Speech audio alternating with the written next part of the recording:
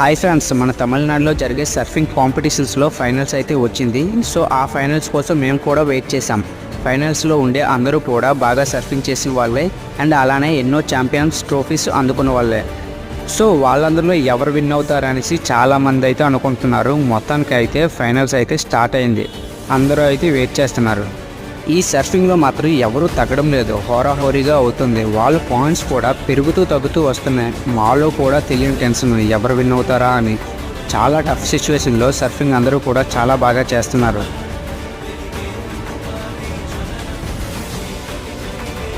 So మొత్తానికైతే final round అయితే అయింది. సర్ఫింగ్ క్లాసిక్ మెన్స్ ఓపెన్ కేటగిరీలో విన్నర్ ఈస్ కిషోర్ కుమార్.